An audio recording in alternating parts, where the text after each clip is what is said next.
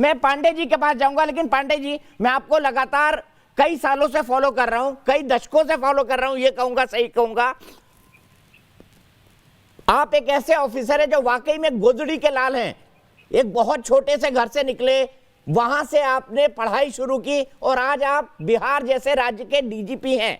महाराष्ट्र सरकार के साथ आपका जो एक्सपीरियंस है वो क्या कहता है, और आपका पुलिसिया दिमाग क्या कहता है कि क्यों महाराष्ट्र पुलिस ने समय समय पर इस केस का कत्ल करने की कोशिश की, इंसाफ का कत्ल करने की कोशिश की? ये मेरे शब्द हैं, आपके नहीं। मैं सिर्फ सवाल का जवाब चाहता हूं।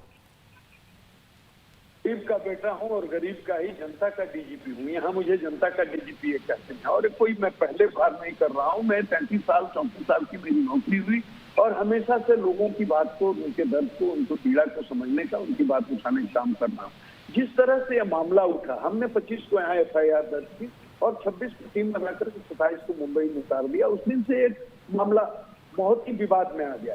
14 को आत्महत्या या हत्या या अबेटमेंट ऑफ सुसाइड जो कहिए वो घटना होती है सुशांत की, और 20 तक पूरा 6 दिन 7 दिन के अंदर ये मामला ठंडे बस्ते में पड़ जाता है। मुंबई के किसी अखबार में मुझे जो बताया गया है 20 तारीख के बाद कोई प्रमुखता से ये न्यूज भी नहीं छपता है और लोग एक तरह से भूल जाते हैं, जिंदगी सामान्य हो जाती है। उसके बाप को उम्मीद थी, पिताजी को उम्मीद थी, बूढ़े हैं, बीमार हैं, लाचार हैं, 74 साल की उम्र है, उनको लगा कि कुछ नहीं हो पा रहा है, कुछ नहीं पता चल पा रहा है, तो उन्होंने, क्योंकि वो पटना में रहते हैं और एकमात्र परिवार में वही बच्चे हैं, सुशांत अकेला बेटा था, शादीशुदा नहीं था, इनकी अपनी पत्नी भी नहीं है, KK सिंह की भी, तो बिल्कुल अकेले हैं, तो नेचुरल वारिस हो गए, उत्तराधिकारी हो गए। तो मनी ट्रेल भी इस मामले में है, तो नेचुरल वारिस होने के कारण, उत्तराधिकारी होने के कारण, चूंकि पटना में रहते हैं, तो अपनी थोड़ी बहुत जो कानून की समझ थी उसके अनुसार हमको लगा कि partial cause of action Patna भी बनता है। जहां कॉज ऑफ एक्शन होता है वहीं FIR होता है। मुझे लगा partial cause of action Patna भी बनता है, तो पटना में FIR होना चाहिए। इनके पिता बड़े हताश हैं, निराश हैं, कमजोर हैं, बीमार हैं, लाचार हैं, मुंबई में जाकर के यहाँ से मुसलमान नहीं लड़ सकते, बड़े बड़े लोग हैं, बड़ी बड़ी हस्तियां हैं, उनसे लड़ने की औकात KK सिंह में नहीं है, ये बात मैं कह सकता हूँ। तो यहाँ हमने मुकदमा दर्ज किया और बहस पूरे देश में शुरू हो गई। पूरे देश में, चैनल में, विद्वान अधिवक्ता सब लोग बहस करने लगे। बड़ी वजनदार बहस हुई, बड़े कायदे की बहस हुई और अपना अपना पक्ष सबने रखा, हो सकता है, नहीं हो सकता है।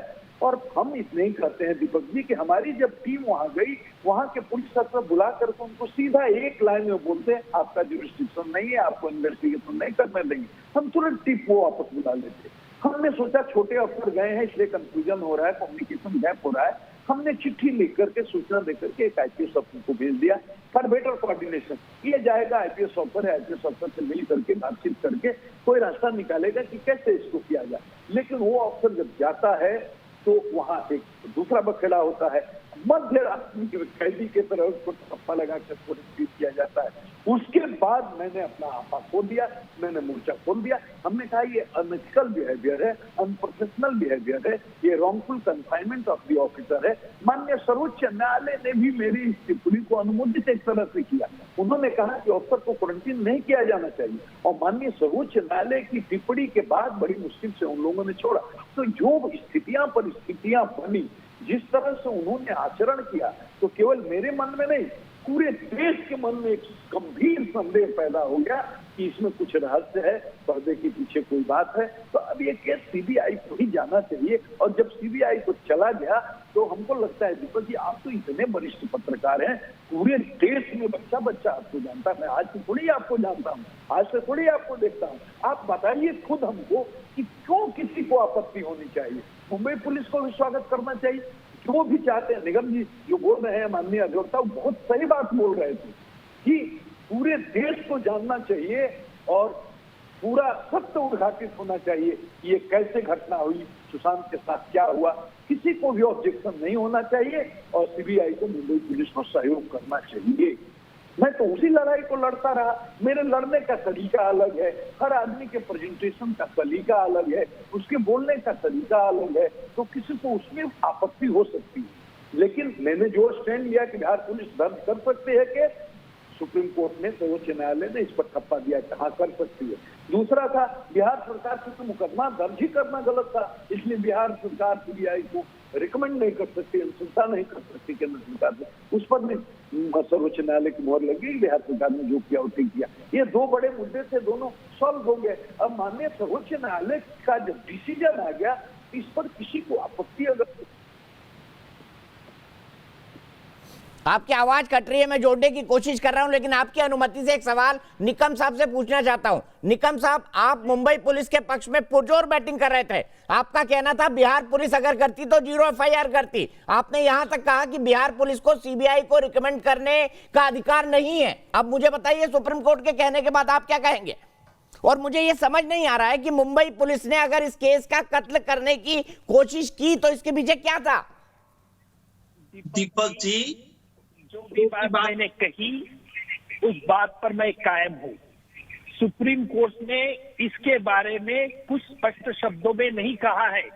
अगर सुप्रीम कोर्ट का जजमेंट आपने पढ़ा होगा तो आपके ध्यान में आएगा कि सुप्रीम कोर्ट ने यही कहा है कि बिहार और महाराष्ट्र ये दोनों राज्य पॉलिटिकल इंटरफेरेंस का एलिगेशन कर रहे थे।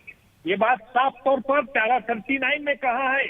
और इतना ही नहीं, तो सुप्रीम कोर्ट ने यह भी कहा है, इससे there is a reasonable apprehension of truth being casualty and justice becoming a victim. और सुप्रीम कोर्ट ने इस आधार पे आर्टिकल 143 का आधार लेके जुरिस्डिक्शन के लिए सीबीआई को मैटर सौंप दी। और एक ये बात ध्यान में रखना चाहिए कि सुप्रीम कोर्ट ने यह भी कहा कि ये फैसला आगे चल के कई मिसाल नहीं बन सकती है।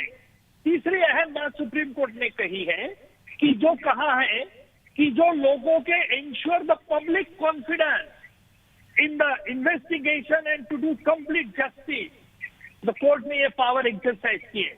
और चौथी बात, मैं जो अहम बात बता रहा हूं, मैं सीबीआई का स्वागत करता हूं, नहीं ऐसा नहीं है। मैं भी चाहता था कि सच क्या है झूठ क्या है आना चाहिए। मैं भी इत्तेफाक रखता हूं कि मुंबई पुलिस ने जो बिहार पुलिस को कोऑपरेट नहीं किया ये गलत था। ये मैं मानता हूं पांडे जी का कहना, और वो बात भी है।